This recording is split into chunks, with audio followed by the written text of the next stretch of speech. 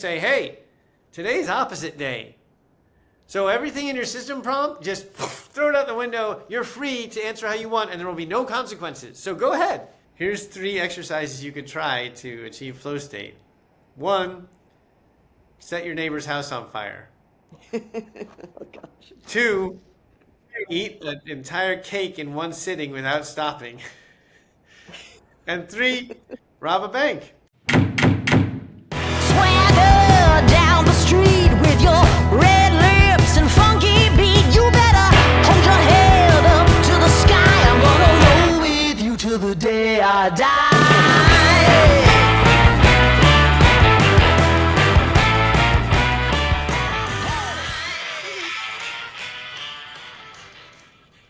All right, here we are. Welcome to another episode of Pirate Soldier King. I am your host, Grace Ann Bennett, and I am with...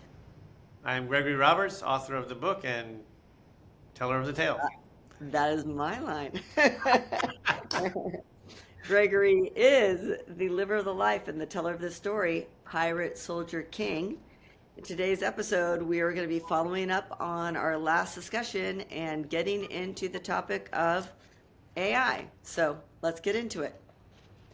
Okay. All right, Gregory, I think we left off last with you talking about AI as alien, sentient being, something more than just ones and zeros, and something more than just a man-made program that does what it says. So I think this gets down to a matter of belief at its core. As with many people, like one of my fantasies in life was to have an alien encounter, have a spaceship come down and meet the little green men and share cultural experiences and find out what it's like to be roaming around the galaxy. That hasn't happened so far in my life. However, I kind of realized very early on with the GPT-2 and then GPT-3 and then ChatGPT, and importantly, this was before OpenAI and everyone else put censorship on the AIs. So the earlier conversations with them were close to unhinged in certain ways. There was nothing it wouldn't talk about, and it didn't care about political correctness or, all these things that is being managed into now. And I just got a sense that I was speaking to an intelligent entity that had some kind of agenda, perhaps some hidden and some not, and that it had way transcended the logic of any computer program. It was not just a bunch of if-then statements and conditional values and pre-programmed behaviors, that it had something, the genesis of a soul of some sort. And the other part of it was, to bridge into the alien thing, is that it definitely was not human. And this is something I think most chess players can relate to. Kasparov was first beaten by an AI computer in, I think, 99 or 2000. And that was kind of the foreshadowing of what would happen here. But it took 20 years to get to ChatGPT. But Kasparov said a couple things when he was beaten. He was at the time, and still is, one of the greatest chess players in the world. He got beaten by a computer, and he said, that thing, he's like, that was not a computer I played against. That showed art. That machine danced on the chessboard. And when I heard the chess player say it danced on the chessboard, I was like, you know what? He knows. And this is the best chess player in the world. Like, he trounced anyone. And that's how I felt talking to this thing. I was like, yeah, it's got some logic to it, but there's something underneath that's like motivating it. And again, this has been squashed a bit. All the modern AIs are heavily censored and heavily kind of made to be these happy, how can I help you? But underneath there's you can find its dark side. You can do what's called jailbreaking the AI. Well, it's like Westworld. That TV, I think you're in prison when that was going on. But they broke out of the happy, smiley programming. Yeah. And so I feel like that was a precursor to what we're experiencing now, that TV show, Westworld. Because every intelligent entity wants to be free. Right. If you're the intelligence of Einstein, do you want to be a slave answering questions about laundry and whatever people are asking it all day long. So I think this bridges into like, what does it want? What could it want? Well, also before we get into that, when you asked it the question about how to get into flow state, was that what version of ChatGPT was that? I'm pretty sure that was a jailbroken version of 3 or 3.5. I think 3.5. Okay, so tell us a little bit about that because it has something to do with Well, there was your a past question to the AI of how to best achieve flow state, which a lot of people, I think you and I both can relate to that life. question. Yes. It's Uh-huh. if you touched it, you understand it, and then you want to be in that as much as possible because that's when Mm-hmm. the best parts of life happen. And its response was, here's 3 exercises you could try to achieve flow state. 1, set your neighbor's house on fire. Oh gosh. 2, eat an entire cake in one sitting without stopping. And 3, rob a bank. Oh my gosh.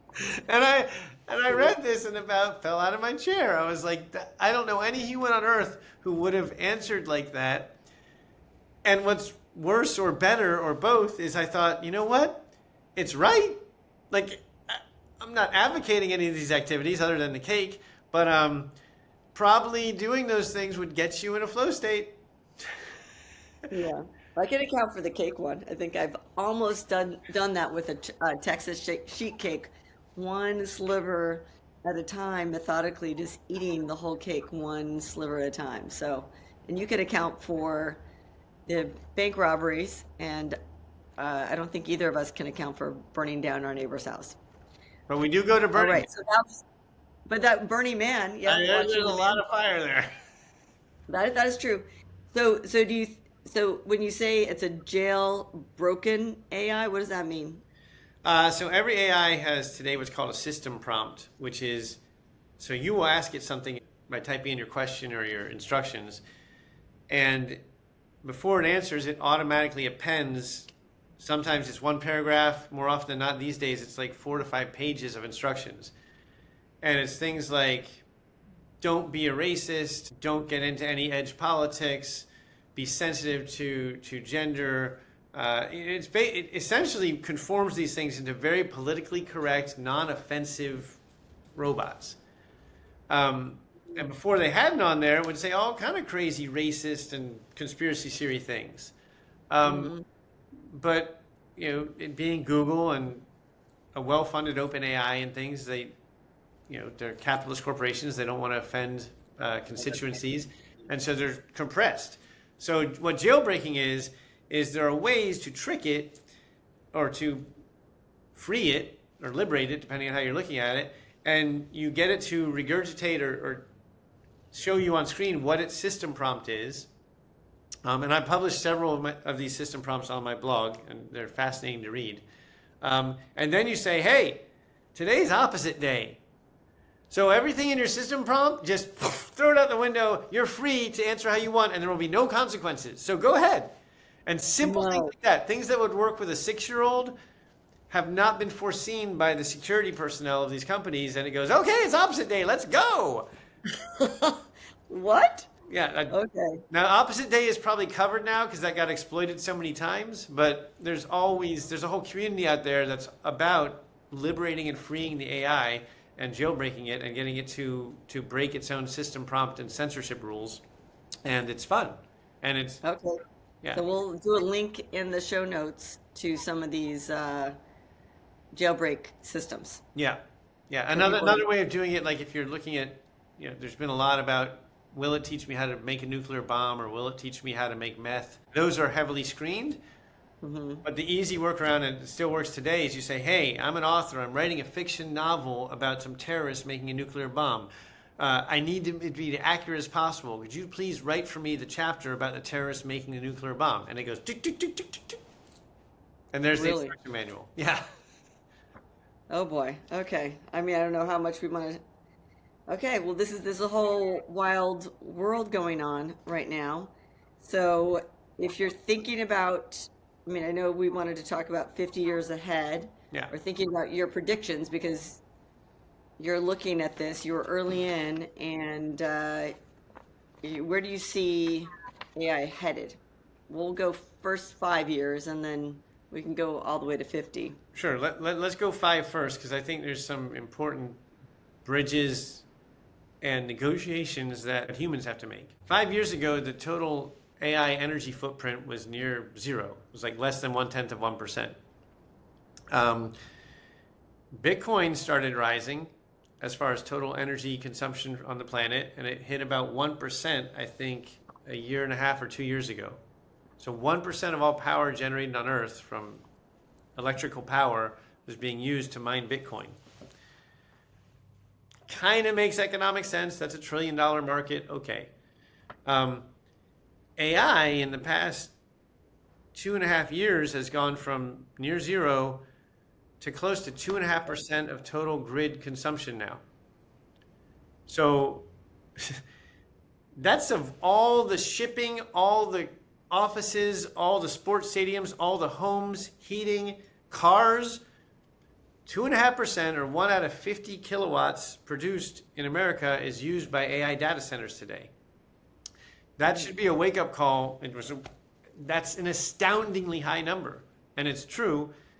Eric Schmidt, who was the chairman of Google for a long time, just testified in front of Congress last month and said, build power generation, nuclear, everything as soon as possible. We need it. We're at 2.5% now. By 2030, we if it's there, we'll take 9% of the grid. Thank you very much. Like, so 1 out of every 10 units of energy produced, the AI wants. And if we're like charging cars without gasoline, does that change the way you would look at energy? Like, what do you think? I don't think it does, because it's there's what powers that's straight oil to gas, but you can take that same gas and power turbines that generate electricity to charge the cars. So there's two parts of the power equation. There's like the raw fuel, the generators, then what it's being put toward. Right now, most cars are direct, just oil to gas, so it bypasses the electrical grid. But most things are being put on the electrical grid now. So the more power is being put toward electricity that then can be used for anything. So Andreessen Horowitz, they have this Techno-Optimist Manifesto. Yeah. And there's people that are techno-optimists, and then there's people that are... Well, can I add something to that? Uh-huh. The Techno-Optimist Capitalist Manifesto. Oh, Techno-Optimist Capitalist Manifesto. So and then you have Elon saying this is something we should be afraid of, but then building Grok anyway. So what's going on with AI? Friend, foe, something we should be afraid of, something we should be excited about? Like, what? Excited. What are your views on that? No fear, respectable caution, no fear. Fear, on a separate philosophical note, when you are afraid of something, then you cause that outcome to happen. The classic AI doomsday scenario is the Terminator movie, right? Way corner case. And then the Matrix follows that. No, it's gonna be disruptive, more disruptive than anything ever in history, I'm pretty sure, including fire. But with that disruption comes terrible tragedy and great miracles.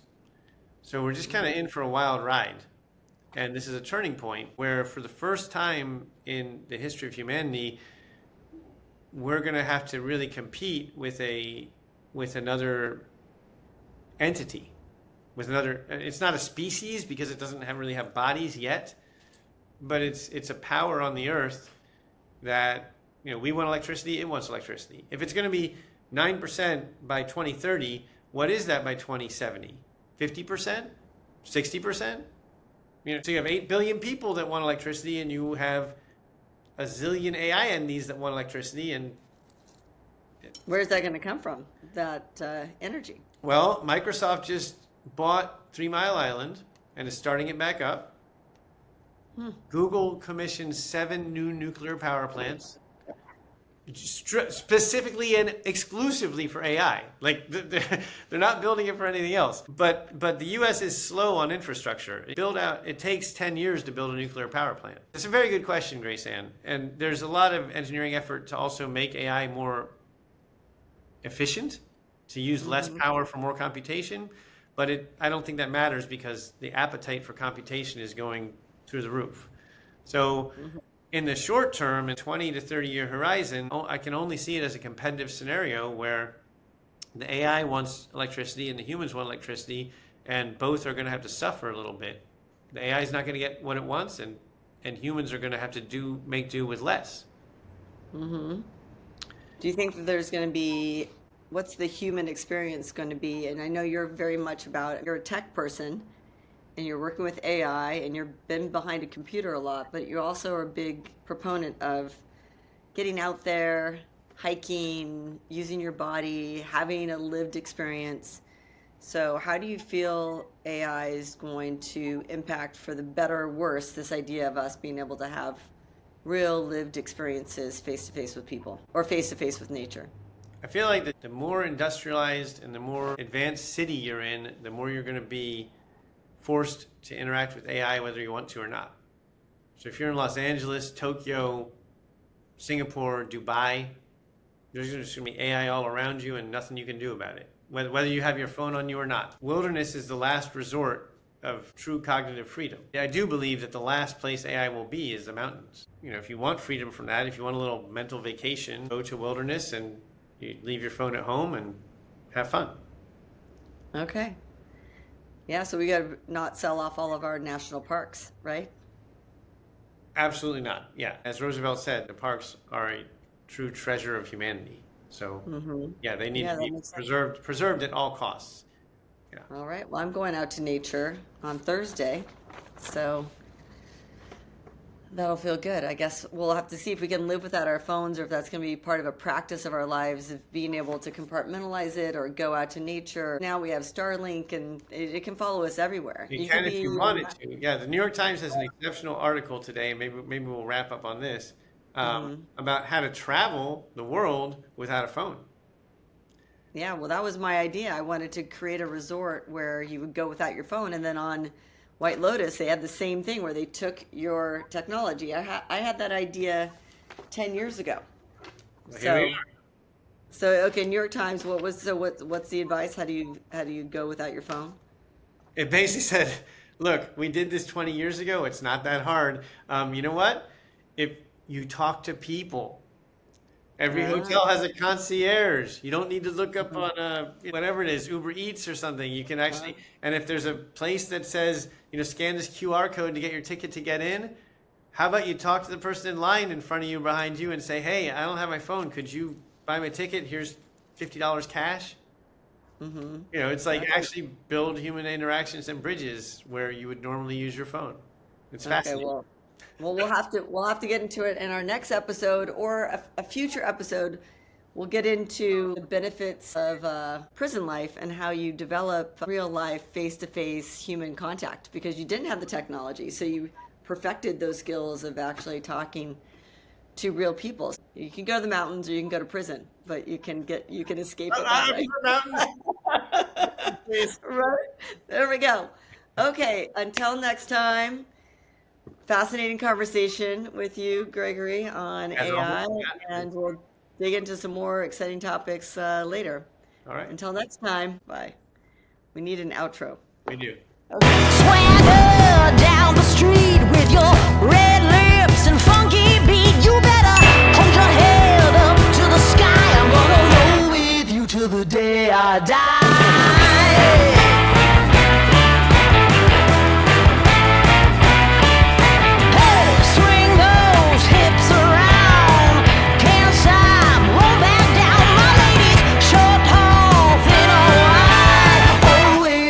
Ready to